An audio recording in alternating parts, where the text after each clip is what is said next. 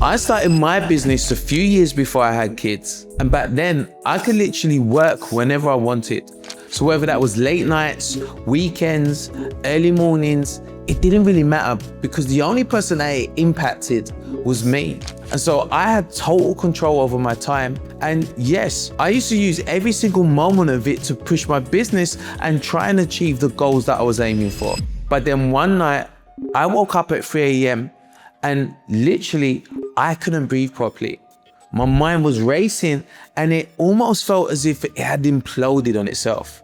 I didn't have a clue what was happening, but now looking back, I know it was my body telling me something that I'd refused to hear for months. I had completely depleted myself. The stress, the relentless work, the inability to ever switch off, it had all caught up with me. And that was the burnout nobody warned you about, the quiet one. The one that doesn't announce itself until you're lying in the dark, having a bloody panic attack, not knowing what the hell's going on. But here's the part that surprises people. My eldest son being born just a few months later, that's what actually saved me. Because he forced me to slow down in a way that I would never have done on my own. And that full slowdown is what helped me grow and actually become a better entrepreneur more than what I'd ever been while having unlimited time. And that's what this video is all about. It's not about that hustle or that grind till I die culture.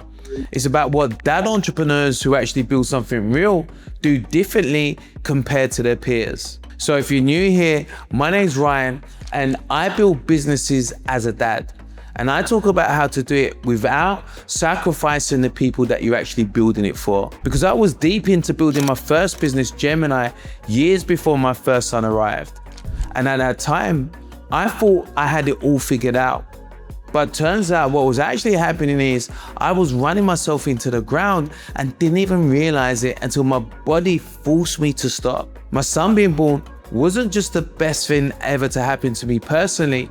It was the one thing that accidentally fixed the way that I worked. And this video are the lessons that came out of it. So let's get into it. So what do successful dad entrepreneurs actually do differently? 7 things. Some are practical, some are mindset shifts, but all of them matter.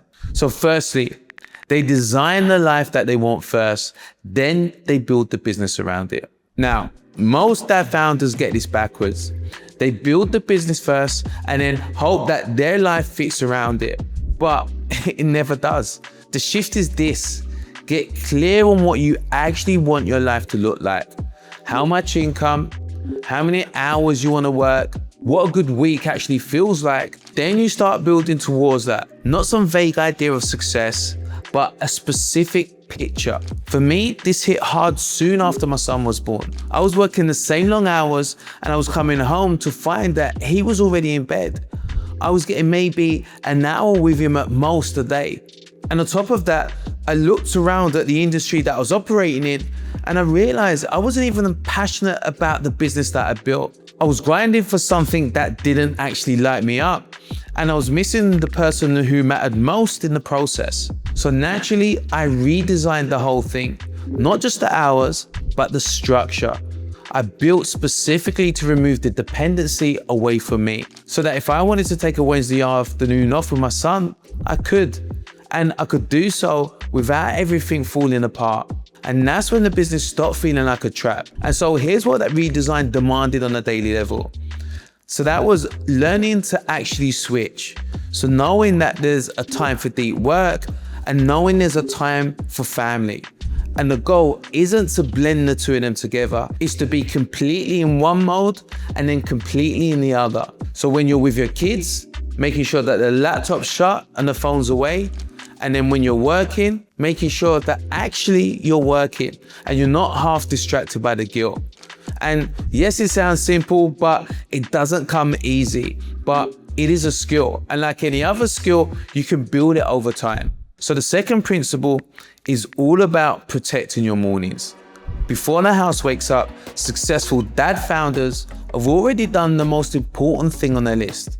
And that isn't emails, it's not jumping onto Slack, it's the one thing that actually moves the business forward. Because once the house is awake, you're in reactive mode. Your kids need things, your partner needs things, and the day then starts pulling at you from every single direction. But if you've already done the most important hour or two before the day even starts, the rest of the day can't take that away from you. So before I had kids, I used to absolutely love my sleep, and I didn't really have much in the way of a set structure for my mornings. So there was no real urgency to it. But once my son had arrived, I didn't want to miss the morning times with him. And in those early hours before the day takes over are some of the best moments. So what I did was get up earlier, I built a home gym, got my morning workout done and my meditation done, and I did all of this before the house had even woken up. And what I discovered actually surprised me, because I was showing up to my work day already primed, physically, mentally, energetically. I was ahead before any other businesses had even opened their laptops. The mornings that I used to sleep through, they became my biggest competitive advantage. You don't need to be waking up at 4 a.m. Forget all that nonsense, but you do need to wake up before the chaos, and then you need to protect that as a non-negotiable. So the third principle is that dad founders know exactly what work actually moves the needle. And this is where most founders bleed time without ever realizing it. They show up for work and immediately they get swallowed by the day. So that's emails, admin, firefighting, back-to-back meetings that could have all been done by a simple voice note. You feel busy, you're moving, but none of it is actually moving the business forward. Yeah, it's just noise. And being honest, this was me for years. And I didn't even realize it until I had kids. Because the moment that I became a dad, the moment that I understood how truly valuable time was, I knew something had to change. I no longer had the luxury of wasting 8 hours on calling it work. And so I made one simple rule. The first 3 hours of my day, they were sacred. So that means no distractions, no emails, no WhatsApps, no calls, just me and my 3 most important tasks for that day. And I refer to these as my MITs. 3 hours of deep focus work on the right things completely outperforms an 8-hour day spent firefighting. Because most business owners never actually get the meaningful work done. What they're doing is maintaining. They're too busy being busy. The unlimited time version of me would have spent a whole day tweaking a bloody landing page, second guessing every other word. But the dad version of me would have delegated it out and moved on, because I now know that there's more important things waiting for me at home. And here's what surprised me the most when I started protecting those morning hours. I was actually a lot more present with my kids in the evening because I wasn't carrying the weight of unfinished work around with me all day. I'd done what mattered and the rest could simply wait. Principle 4, dad founders use constraints as their creative advantage. Now here's something that's counterintuitive. Dad entrepreneurs who thrive often credit their limited time as one of the reasons why their business is more efficient. Because when you only have a few focused hours a day, you get very good at knowing what actually matters. You stop doing all the lower value busy work and you start making faster decisions. And you cut meetings that don't move things forward, because constraints, they force clarity. Most people see having less time as the obstacle. The dad founders that are winning have actually figured out it's their advantage, because it forces you to operate at a level most business owners never reach. And it isn't because they can't, but because they never have the reason to. And your kids, they gave you that reason. Principle 5 is dad founders involve their family in the vision. Personally, I don't think this one gets talked about enough, because when your family understands what you're building and why, then everything changes. Your partner's no longer there resenting the late nights because they're a part of the mission. Your kids aren't just tolerating your work because they're watching you build something incredible. But being honest, that conversation isn't always a smooth one. Even now, my kids would always tell me that I'm working. My 10-year-old, he gets it. He actually tells me that he wants to be an entrepreneur himself. And so that brings me a level of pride, because I would love to see him following my shoes. But my 8-year-old, he's not there yet. He still calls me out on anything that he thinks is BS. Yeah, he has no mercy. but I keep on having the conversation with him anyway. And so I explained to him what other dads' lives look like. Dads that go out to a job every day. Dads that have their own businesses, but are completely trapped inside of them. They can't just take a Tuesday afternoon off. They don't have the same freedom or presence. They can't take them to football training of an evening. And then I explained to him why I built it this way. I explained that the travel, the experiences, the freedom of choice. Most dads don't have that choice. Someone else decides when they work, how much they earn, and how far they can go. And so I tell them that I'm building something different and something that removes that ceiling. And so for me, I'm trying to be the example for them. But here's what I learned. Bringing your family into the mission can't just be about you. It has to be mutually beneficial. So you have to show them what's in it for all of you. So that might be more time together, more experiences, more freedom to live life on your terms collectively. Because when the people at home are generally rooting for you, your energy is going to be completely different. You're not going to be firefighting on two fronts anymore. You're not going to be dealing with shit at work and then coming home to shit as well. You're building together. Principle 6 is that they find a room that actually reflects their reality.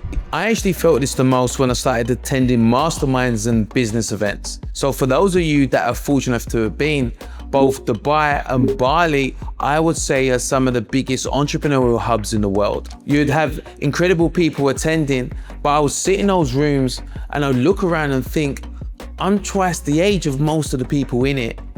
The rooms were just filled with young, single men with no real constraints on their time or lifestyle. And what was interesting is that the advice given often reflected that. So you have your usual hustle hard, sleep less, go all in narrative, sacrifice now and you can enjoy it later. But I'm sitting there thinking, actually, I need to be enjoying what I have now. My kids are growing up right now and I don't want to sacrifice that or compromise that time with them. And so these timelines didn't make sense for my life. The values didn't align, because for me, it was never purely about accumulating wealth. It was about building a life where I actually got to be present for the people that I was building it for. And despite searching, I couldn't find a room that reflected that reality. So I stopped looking and I built it myself, because I knew that I wasn't alone. There were tens of thousands of dad founders sitting there in the same wrong rooms, consuming advice that wasn't built for them, feeling like something was wrong with them for not wanting to go out there and grind themselves into the ground. So guys, there's nothing wrong with you. The room you were in was just wrong. And this is what I built without you. A community specifically for dad founders building companies that work without them. Not a hustle space, a space where that advice actually accounts for your reality. Find your people or come find us. And lastly, principle 7, they let burnout teach them something different. I want to come back to where we started, because this is the one that ties everything together. A year before my son was born, I was burning through myself. So I wasn't sleeping properly. I was carrying constant stress. For whatever reason, I couldn't switch off. And because the business was still moving forward, I'd convinced myself that everything was fine. Then came the 3 a.m. panic attack. And I remember lying there thinking, I've built something that's slowly destroying me. Is this really what I've signed up for? And look, I didn't fix it immediately, but then my son was born and something shifted. Suddenly, I had to leave work at a certain time. I had to be present for bedtime. I had to stop bringing the stress home because there was a tiny person who needed me to show up differently. And it was the constraints that I'd spent years avoiding became non-negotiables overnight. And what I discovered slowly, reluctantly, was that those constraints were actually making me and the business better.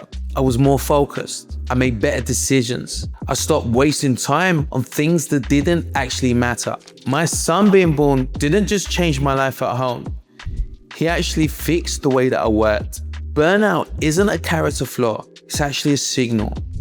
It's a signal that your body and mind are telling you that you're operating in a way that's simply unsustainable. And if you're in that place right now, experiencing the exhaustion, the anxiety, the feeling that you're giving everything and still not keeping up, that's not the end of the story.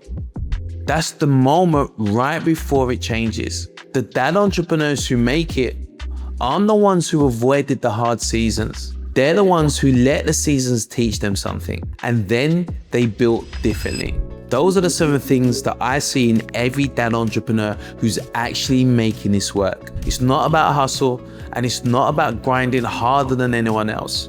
It's about operating smarter, protecting what matters, and building something that works for your whole life, not just for your bank account. So if any of this resonates with you, make sure you like and subscribe.